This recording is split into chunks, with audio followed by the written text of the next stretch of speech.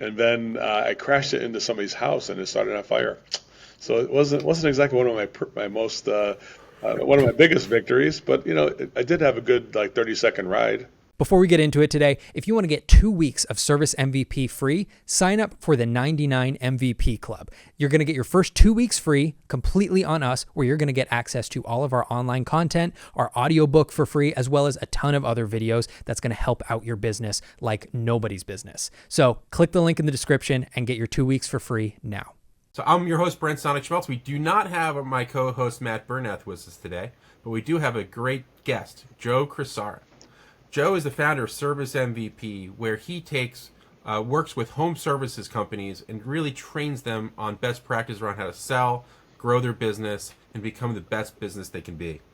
He's a past home services professional himself. Now, Joe, you were an electrician, HVAC service? Yeah, I was a plumber. I started out as a plumber, and then my dad gave me advice to get out of the trenches and stand up and be an HVAC guy.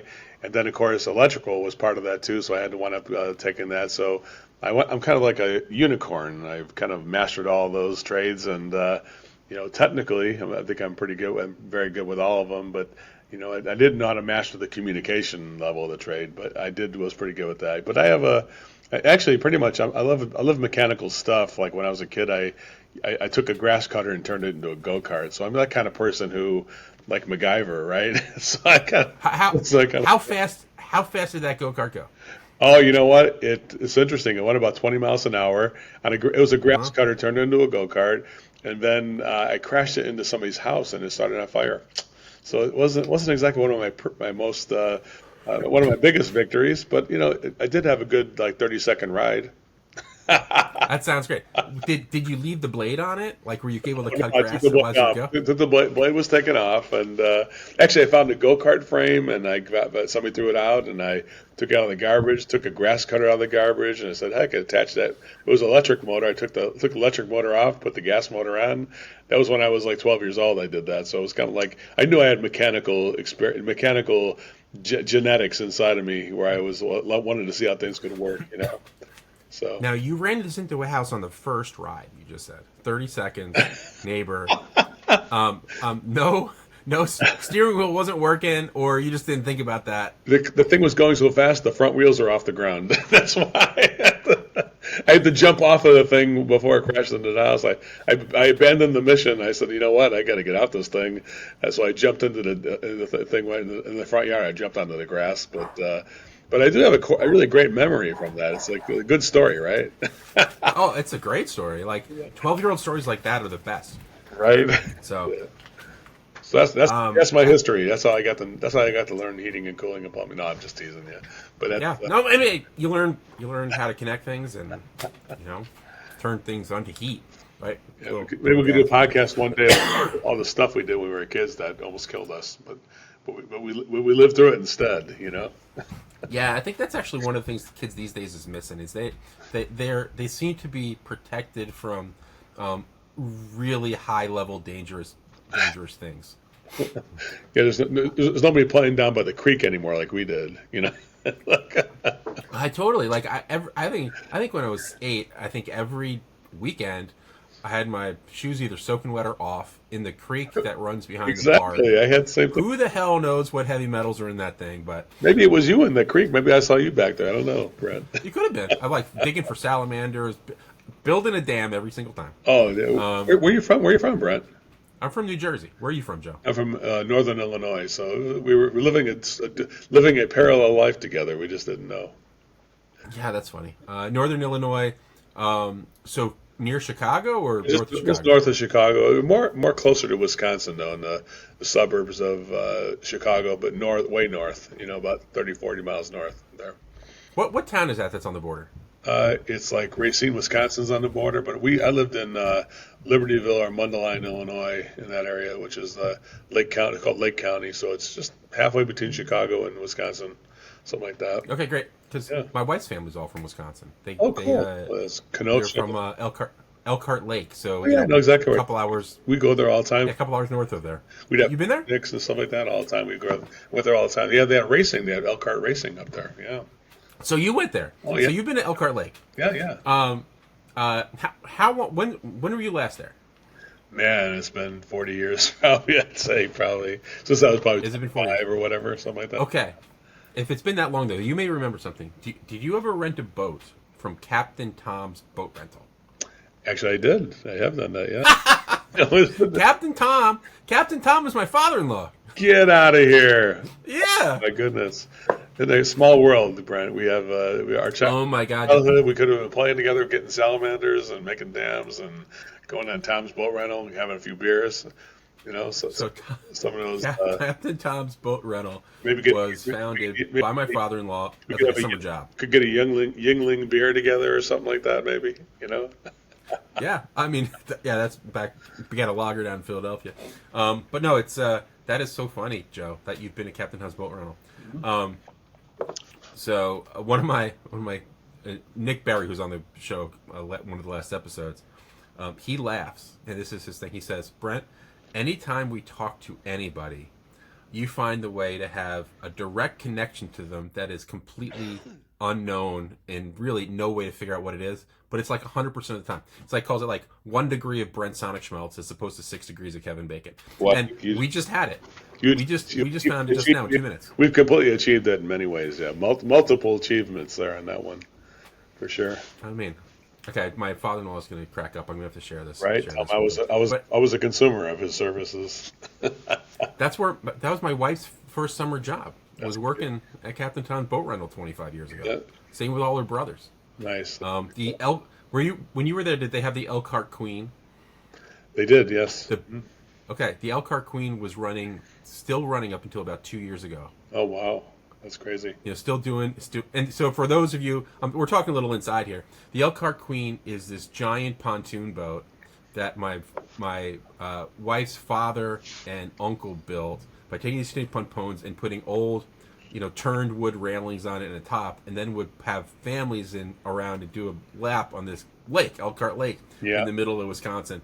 It's like a barbecue party boat that can hold 50 people. It was like a floating deck. Yeah, floating deck with an engine on the back.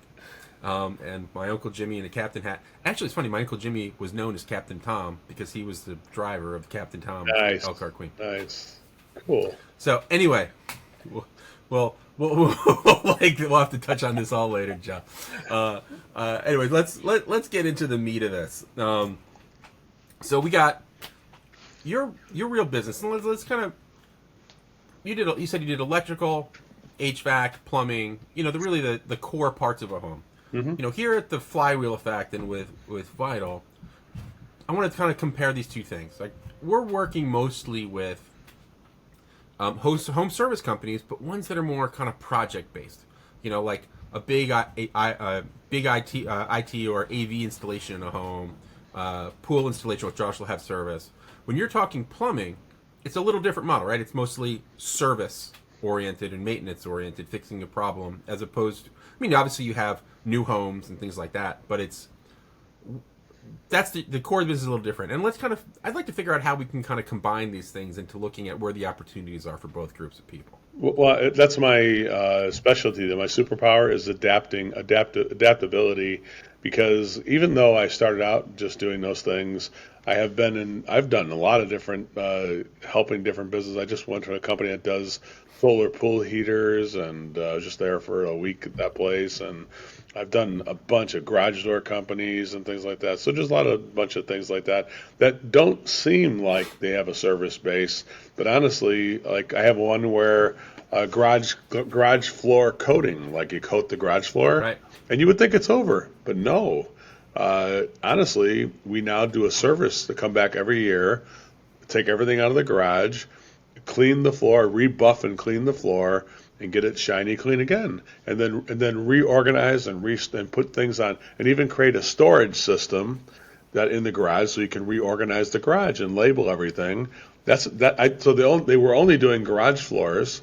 Now they do garage storage and labeling systems, as well as they store all your stuff in a trailer while they do all this work.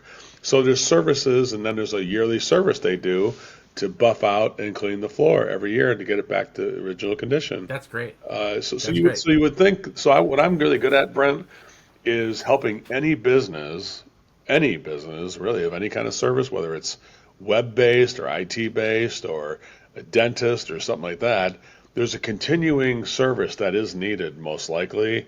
They have a blind spot. They don't realize that they just wait for people to call them back. Well, the dentist would be a good example of people who don't wait to call people back. They just like schedule the next appointment before you leave. Make sense? Mm-hmm. So every business does have that opportunity. I would say there's two opportunities in every business, Brent. One that you're given now, and then one for the next thing that's needed to either maintain it or restore it or resupply it or something like that. That makes sense. So name a business, and I'll see if I can help inspire that in the business. Make sense? I love it. It's like in the project-based world. I mean, we call them home service, but it's project-based, where you're selling, you're putting a bid and you're going through your project. That service after the fact is so often left dormant on the table, and many times they're afraid to touch it. Yep. I think there's identifying the opportunity of what's there. That's one side, but the other side is how do you adjust the mentality of someone who enjoys the big shiny object of the installation into recognizing that profit and add-on potential of that service contract. Well, all you got to do is hear from the consumer speaks louder than words, Brent. If you do something like, let's say you install, like I was at that swimming pool, solar swimming pool heating. They heat the swimming pool water with solar energy, or they just sell swimming pool heaters.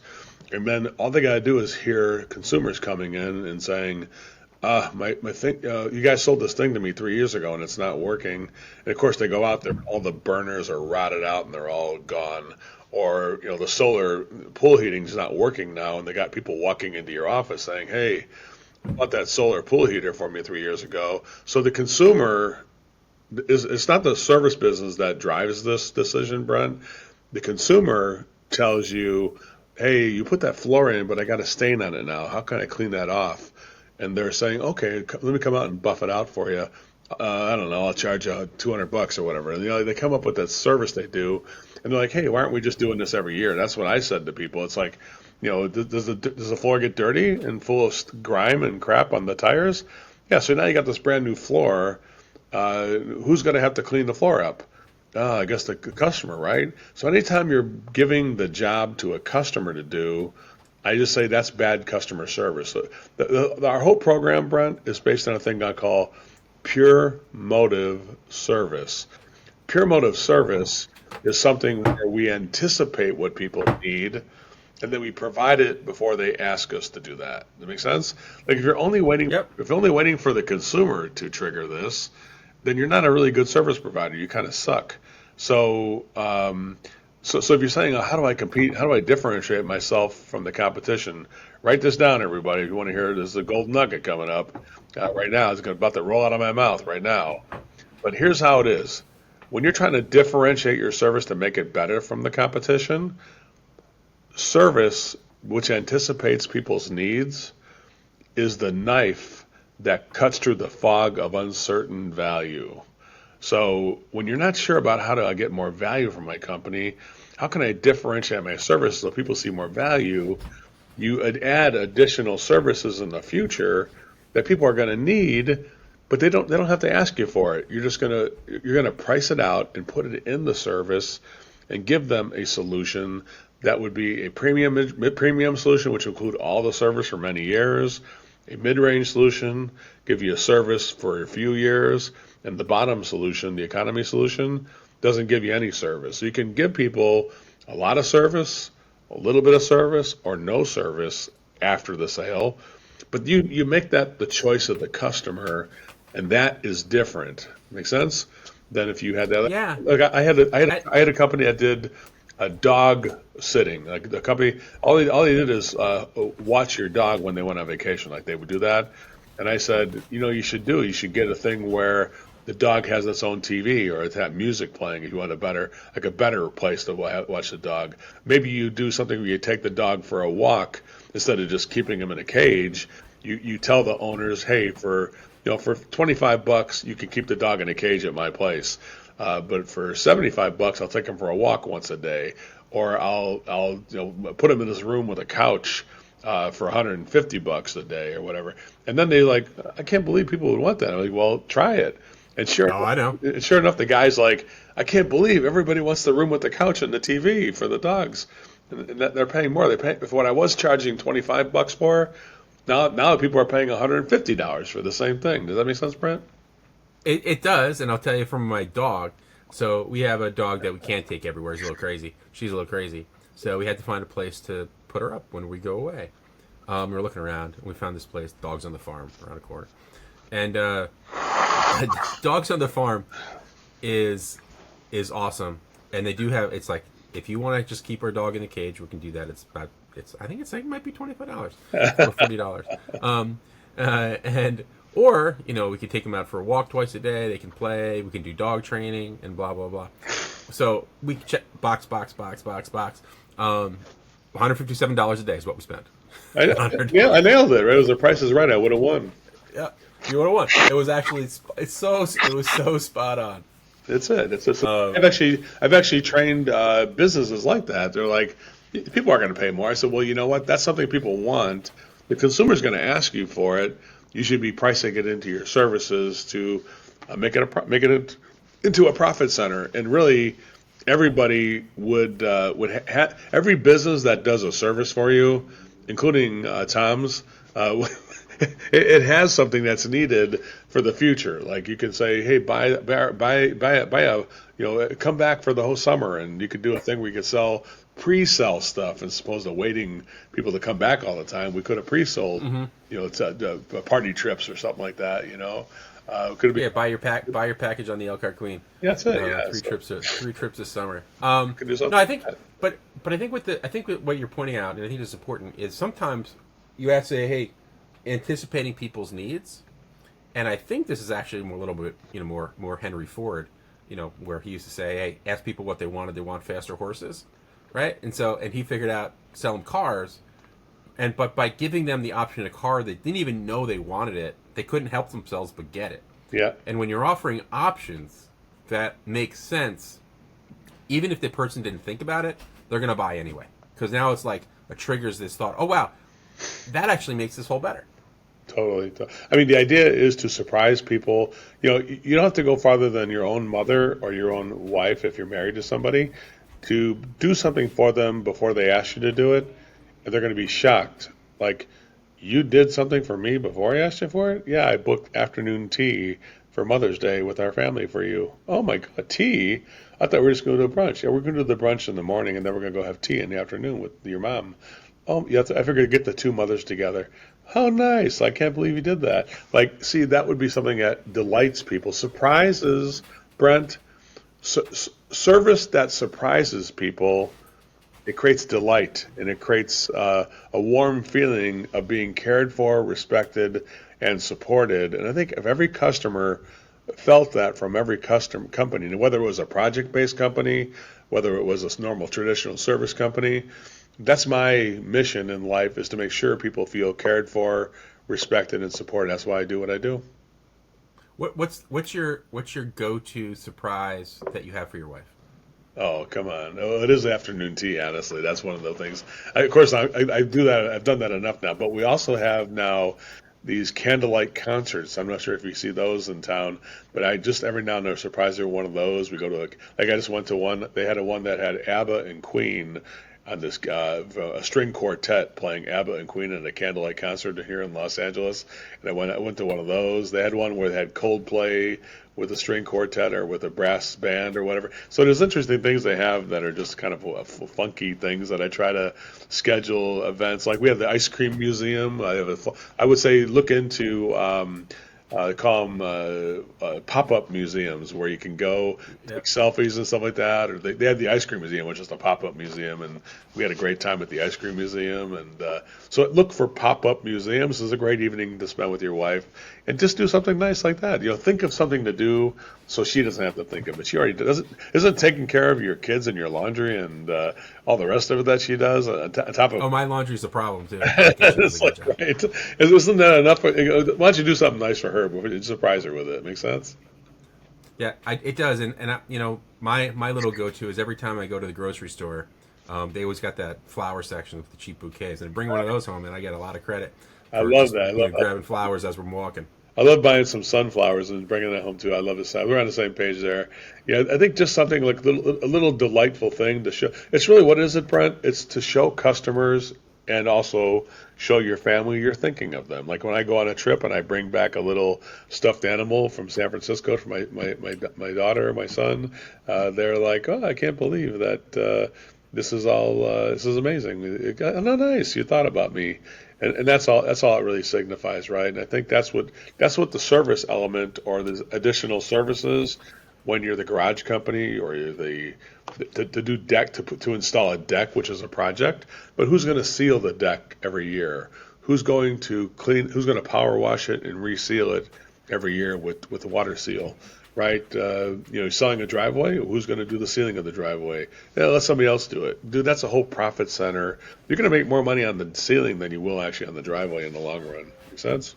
I think there's one thing here. Like the services are great. Like what you're describing is great. I think for some project-based home service companies, they look at those services and say, I'm better off having my personnel do the full install projects as opposed to worrying this after the sale stuff. That they say, that's just annoying. I got truck roll is going to cost me $500. Why do I want to be bothered? Well, here's why. Because eventually, when you have to exit the business, it will be worthless when you have a project-based business compared to a service business, which has continual stream of income coming in, is it's a higher value of the business. So if you were going to sell the business and you're only doing projects, well then there's nothing coming in right now. I'm selling it to you with zero revenue coming in.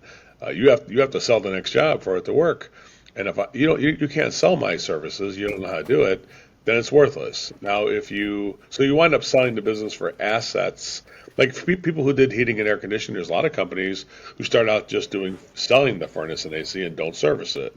The problem is when you try and sell that business, it has no value because there's no additional money that's automatically coming in all the time. Where selling a service membership, I've already pre-sold that for years, and I have a mechanism to not just give you the service on the equipment, but to sell even basically about the same amount the equipment cost.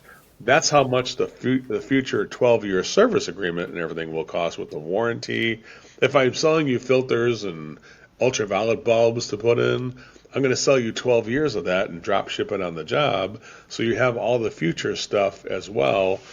And now whether you have the customer do it or whether you do it, if you do it, it's more valuable. But let's put it this way, Brent.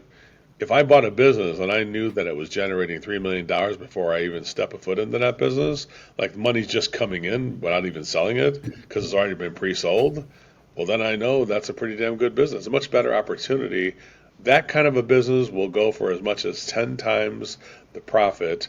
The one that's the project-based business will probably get about 1 or 2 times the net profit, and it'll be just basically an asset sale.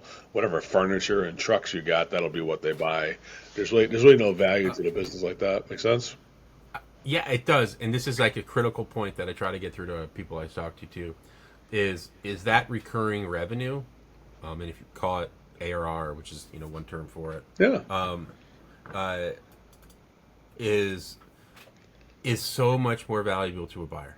You can finance it. You can leverage it. You have an existing customer base. Projects are one and done.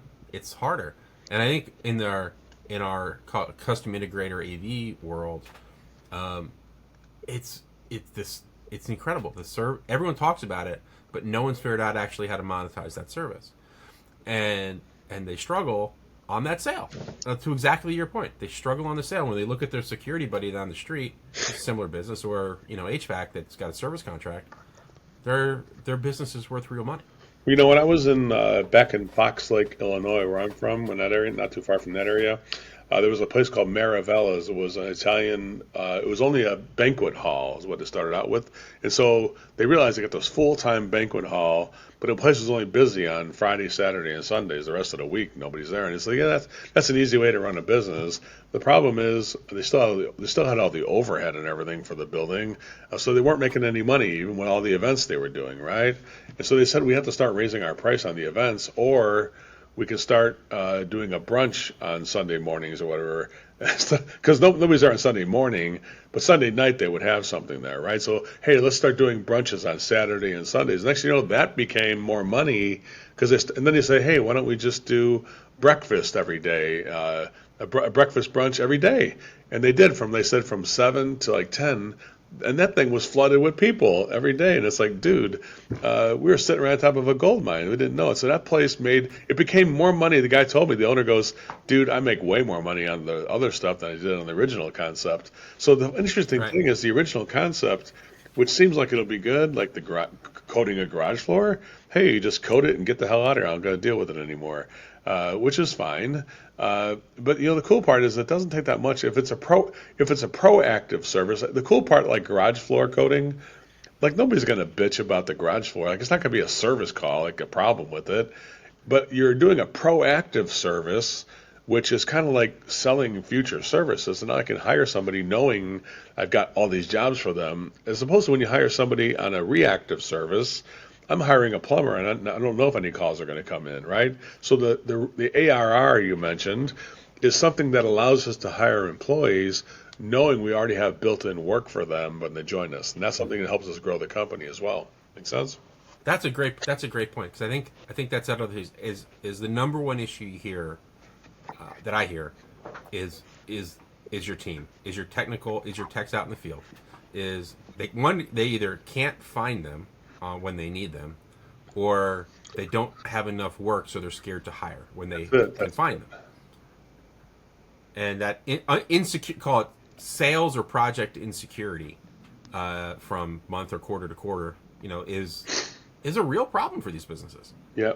I think one of my superpowers is finding dormant things that people don't realize are sitting on top of a gold mine, and finding a hidden profit center they're sitting right on top of. And you know what, Brent? The ironic part, they're probably already doing it for free. They're just not charging for it. That's the weird part. It's like, let me come out and take care of that. And it's like, dude, you should be charging for that. It should be something you could have already built into the price, Right. And I think also there's also part of that's a fear component.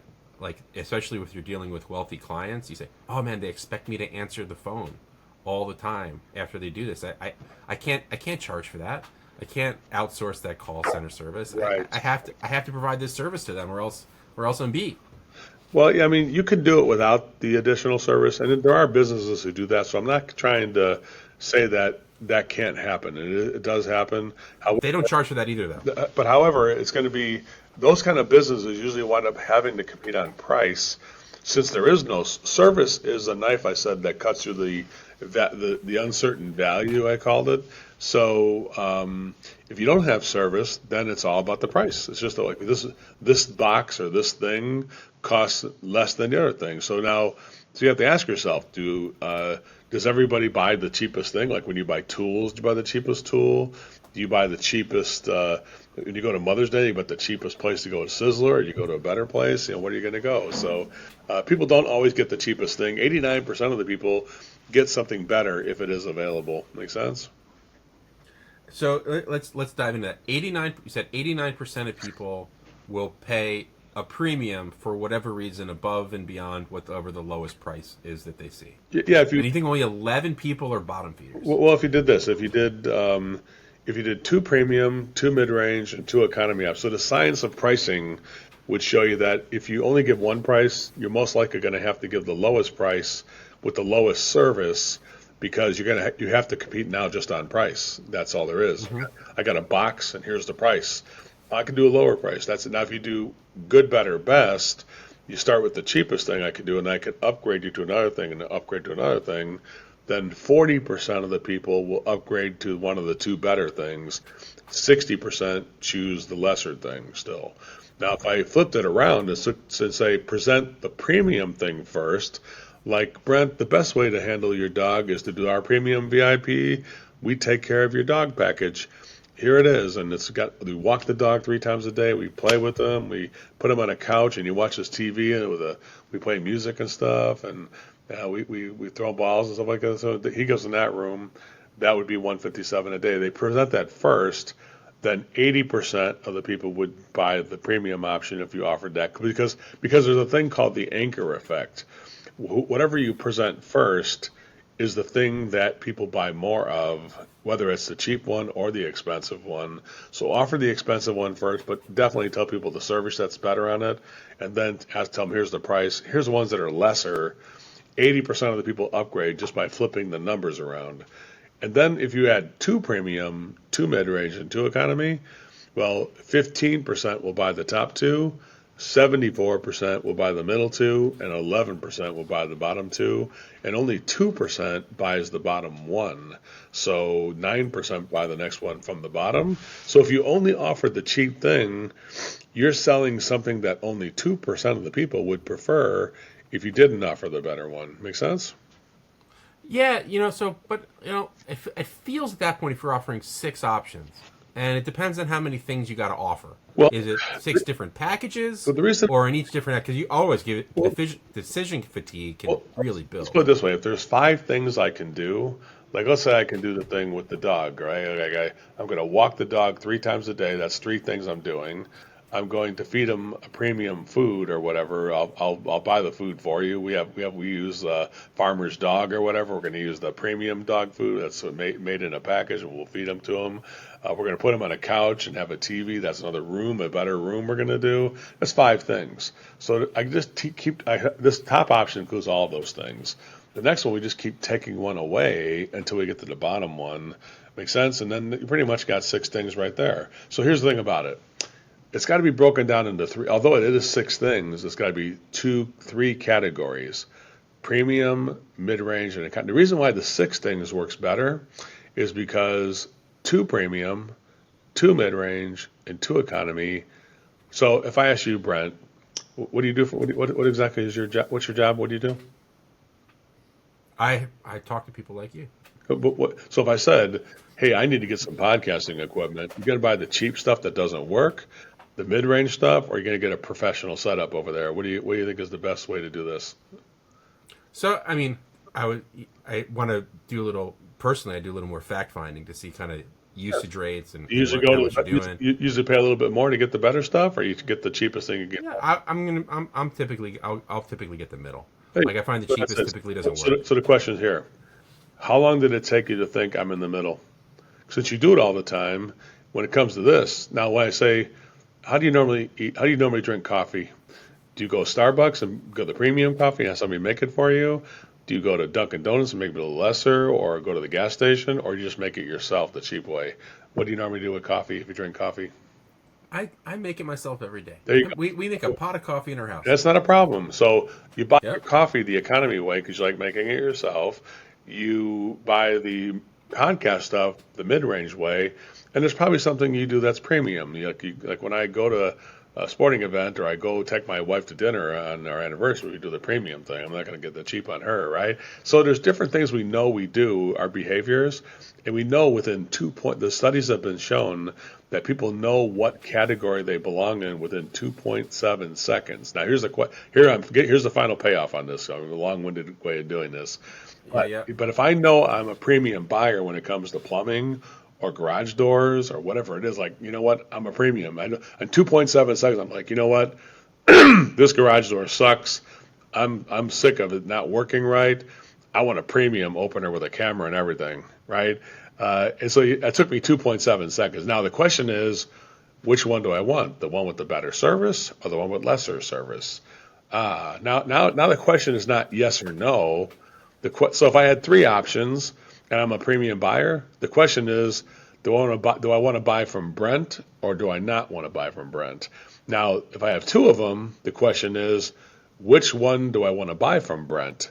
You know, having 2 premium and I'm a premium buyer, the question is Brent's got 2 premium things. Which of the 2 things do I want from him? I'm not shopping outside of Brent. Does that make sense there? So No, it makes total sense. so if anybody has a thing where people are getting multiple bids or they're shopping around getting 5 estimates, isn't it interesting how people say, "Yeah, I'm going to get 5 more estimates," and dude, they're getting 6 options. They're asking people for 3 bids or 6 bids because why? Because they want to make sure they get different levels of service. Now, if a single service provider can provide those options, there's no need to shop around. Like if you go to Best Buy, you don't walk out of there saying, you know what I need to see is more TVs. But Best Buy is designed very specific and intentional. The 8K and 4K TVs are 6 of them on display. The LED, there's 6 of them on display. The plasma, there's 6 of them on display. And they'll just say, how do you want to go? The TV of the future, the TV of the present, or the TV of the past? Which one do you want? And I want to get the TV of the future. There you go. Here's the 8K and the 4K. We have 6 8K and 6 4K. Which are those two? Yeah, give me the 8K. And you go up to that, and there you go. You got 6 choices. Make sense? We got the Sony. It does. The Samsung in the middle, LG at the whatever. They just Samsung's at the bottom, LG's in the middle, whatever. Sony's at the top. And then it's like, yeah, give me the LG, whatever, So bottom line, you don't walk out of there saying, I need to see more TVs. I need to shop around because you have enough choices. Make sense? It does, but I think with home service there's a key difference, and I think what it is people don't necessarily buy home services that often. I think if you're contracting, you don't worry about it. You know who you're going to go to. But if you're just a homeowner, you're worried that the first one's going to screw you. So that additional bid is essentially insurance to make sure that there's a range of service that you can see and make sure that you're like, I got a notice from the town and it said you got to replace your sidewalk, but town doesn't replace the sidewalk because it's on county road, so I had to pay for it. I got 250 feet of frontage. Nice. It's a long sidewalk, 5 feet wide, 250 feet. It's like I get a bid, $20,000, and I'm like, that seems like a lot, man. I'm just, but the guy said, but I'm really good. I'm like, I got to go get somebody else. And I found one, and it was $9,500. And I know his work, and his work is great. Showed up, got it done, half price. And I guess that's different because there's not really after the fact service with a sidewalk, but it was important to get that second bid. Mm-hmm. Well, here's the thing about it. If when you find the right person, the shopping stops. Honestly, no matter what. So, I didn't get a third. So if there was, what it really proves here is that the first provider threw a price out there, but he wasn't able to communicate a value with additional service or relationship or something that made it worth $20,000. Because let's put it this way: if the kiss of death, Brent, is when you're doing things exactly like the competition, except for you charge more money. That's the kiss of death. So you can't do things like the competition. You have to like Starbucks. Before when you and I were old enough that we go to a coffee shop in New Jersey, they would just give us the coffee with the breakfast. They order breakfast. The coffee is just like 50 cents or whatever. It came with a cup of coffee. It's bottomless. But nowadays, go order a cup of coffee. Even at that place, it's $2.75. It's like, what happened to the 50 cents? It's like, well, they learned from Starbucks that you can charge a shitload of money for coffee. So if you do it at a restaurant now, even if it's not Starbucks, a latte is going to cost you $7 or $6.50 or whatever. It's not going to be even a smaller cup of a latte. But the small places have learned from the big place. So they used to give away coffee, but now somebody learned how to turn coffee into something that is not a commodity, but something where we're gonna spruce it up and put air in the coffee and give you more air. Yep. And then the air costs more money, but it's the service of doing the air. It's like, here's a coffee, you pour it yourself.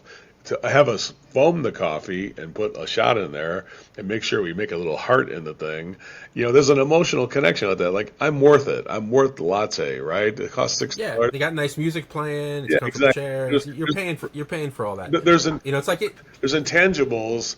So if the sidewalk guy, go back to him again, if the first guy didn't have any intangibles that made the $20,000. I'm not saying $20,000 wouldn't be worth it because I don't know the intangibles. He didn't explain the intangibles.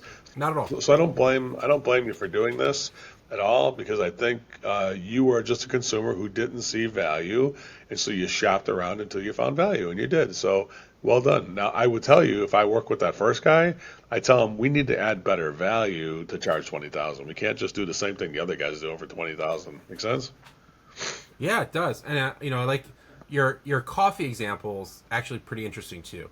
Like I think back to late 90s, early 2000s when Starbucks was really getting cranking. And the coffee industry, and I don't know why I followed this back then a lot. Never been a huge coffee drinker, but for some reason it's really interested me.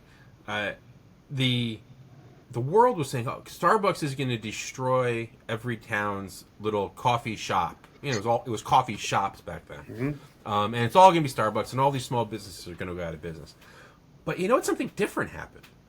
What happened was that Starbucks educated the population and reset expectations as to what coffee can be. And then if you look at this, Starbucks expanded, but coffee purchasing and consumption at the high level, at the premium level, expanded dramatically. So now we have endless brands of beans, endless brands of coffee shops, endless brands of cafes, all this stuff, all really profitable. It's not like Starbucks drove this race to the bottom that drove everyone out of business. What it does is it elevated the entire industry. Well, there's a place here in Los Angeles, there's a Starbucks in Los Angeles right on 3rd Street, and it's pretty crowded.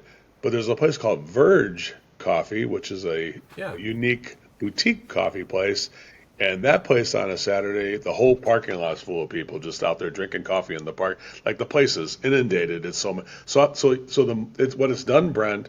It's educated people on a new way of bringing the same product to the market. But then the small micro breweries or like beer, right? Schlitz or Budweiser or whatever, Yuengling. But then when the microbreweries start saying, hey, we could turn this into another thing, take a page out of the coffee thing, and even small little microbreweries popping up where is amazing. Like I never thought craft beer. I mean, I thought it's just beer when I grew up. Like get an old style, get a Budweiser old style or Schlitz or whatever. I didn't realize it was going to turn into like a you smell the hops on that one, or it's got orange scent to it, or whatever, or it's like see the citrus in that one. So it's amazing, isn't it? How it's a great time to be alive, isn't it, Brent? Are we lucky to be? Yeah, we're lucky. It's like I love it. It's like we saw the industrial we actually witnessed, you and I, the industrial revolution of coffee and beer. Yeah. Or actually, the de-industrial revolution. We went from giant factories to handmade stuff. It's like this reversion to reversion to craft and artisan. There it is. We're so lucky to have that, right? So look, and I guess how do home services business take that lesson to transform their businesses from replacing the sidewalk, my toilet's broken, let's change it.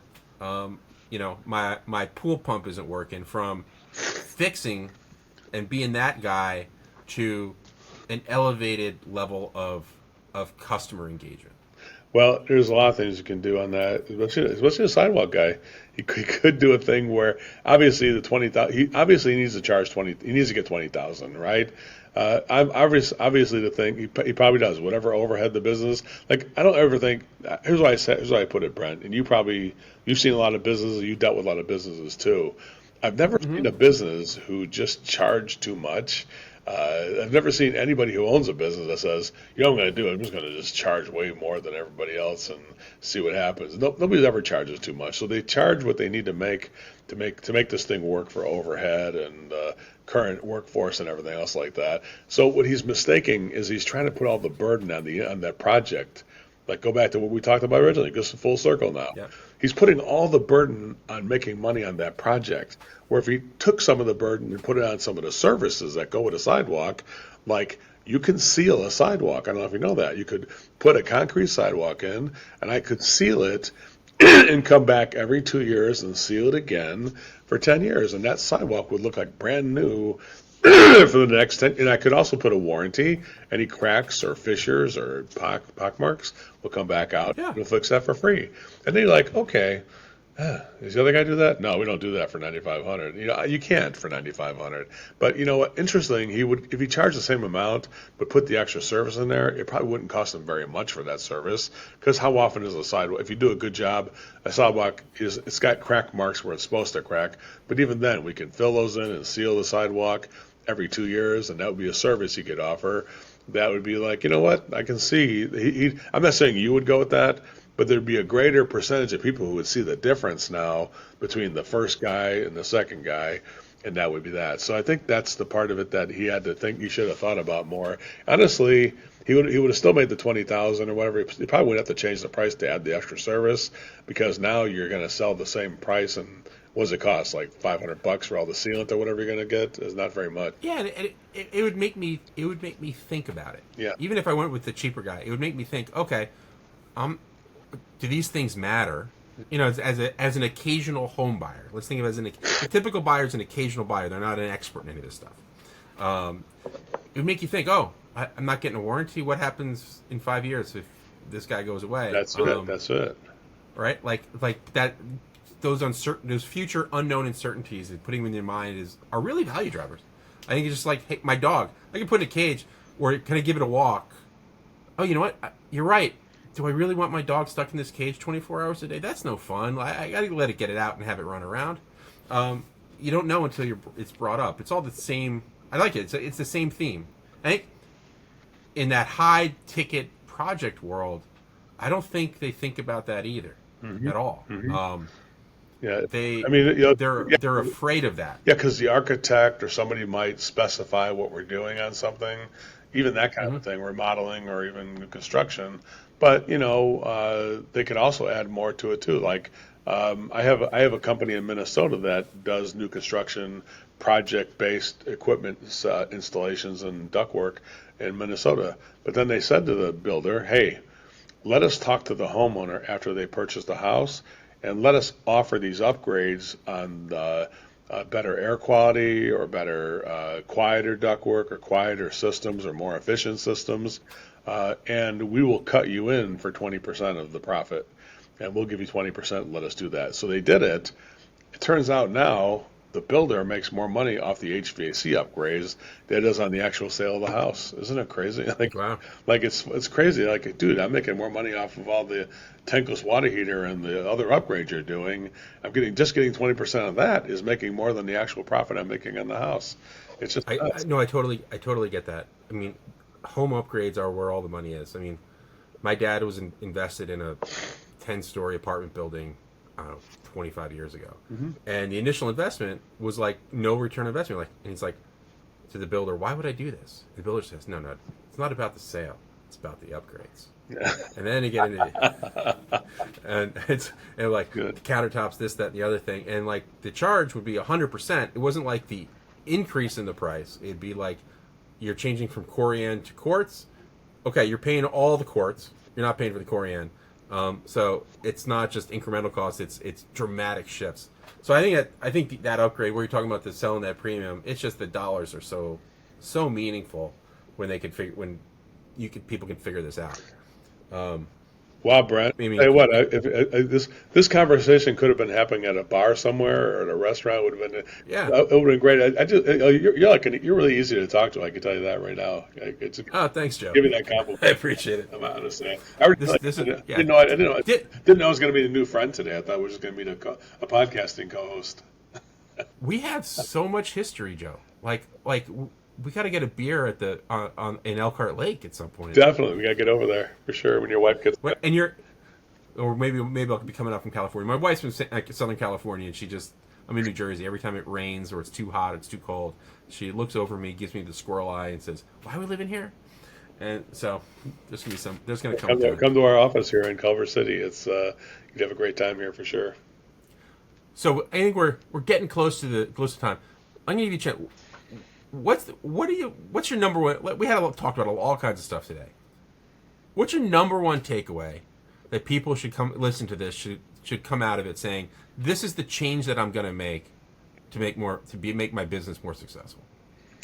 Honestly, I think I think a lot of people do imagine doing additional services that would expand on what they already do. Like coffee's coffee, but when you add air to it and you put the premium shot in there, it turns into a latte. So you got the same ingredients.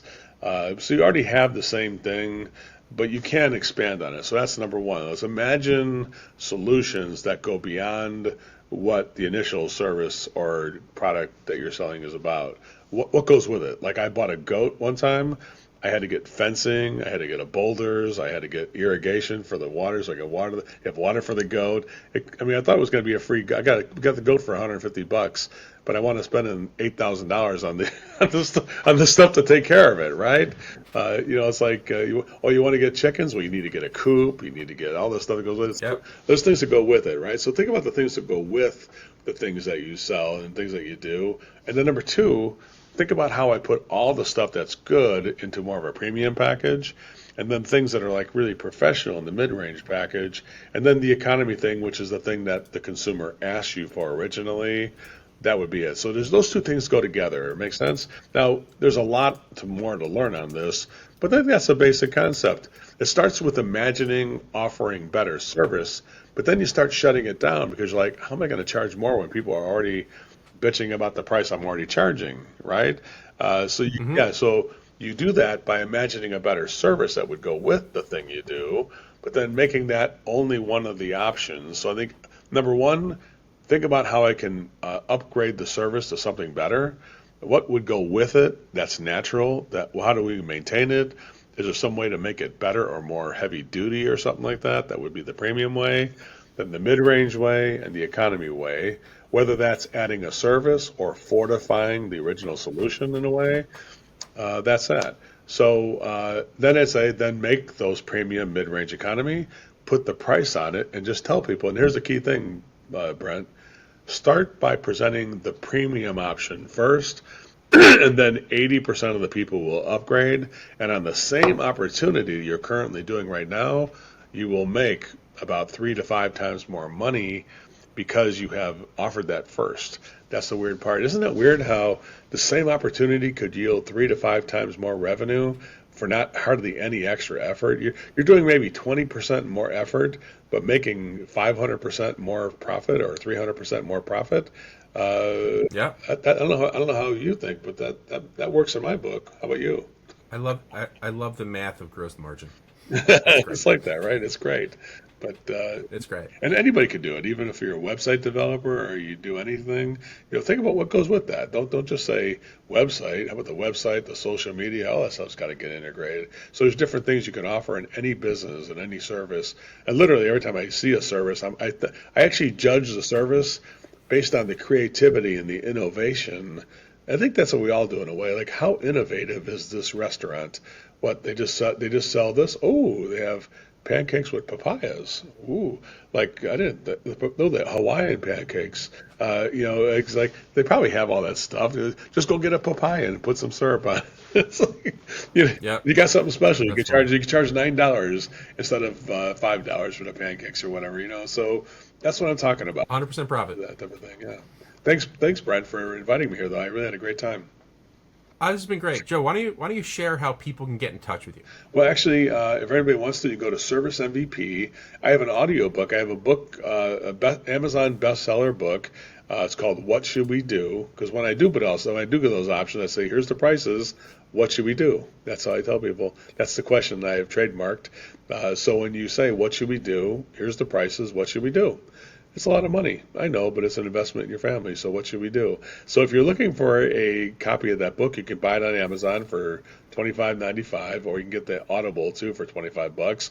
Or if you want it free, go to servicemvp.com and just get the free membership there. If you go to book.servicemvp.com, that's book.servicemvp.com, it'll get you into the Service MVP membership, and you can listen to that 9-hour audiobook of my dulcet voice, my velvet tones, giving you the science of pricing and all these little innovative ideas. And I hope you do that. And I definitely hope, Brent, that you can give that to as many clients as you want. There's no limit on how many people we can have there. We want to have 1 million people using our service in the next 5 years. We feel like Service MVP is like a service that's needed for any business to be able to take the current opportunity and see hidden profit centers that you currently didn't even realize, Brent. Yeah, I love that. I love that concept of hidden profit centers. I think every business has them, and I think here's the key though. Also, is once you recognize that every business has them, that they exist, you start looking a little bit, and then you find them. Like, if you don't even recognize the concept, you're not looking, and you're not going to find anything.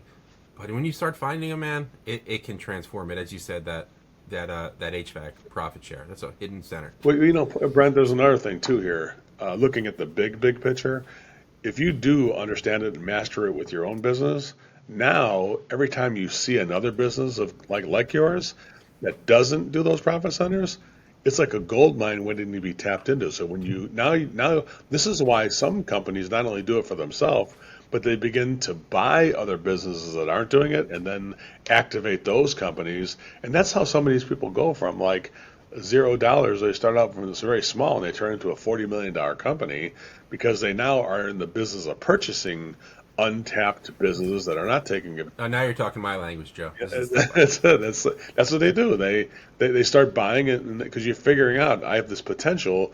They're not activating that potential. So this is a thing that can really change your life from just a guy grinding it out with your own business to a entrepreneur who can now buy businesses and change them and transform them into profitable businesses, which can make you a lot of money and change your legacy, honestly, and change a lot of lives inside that business too. So that's what I'm here to do. And if anybody wants the book, get the book, and you'll hear a lot more about that.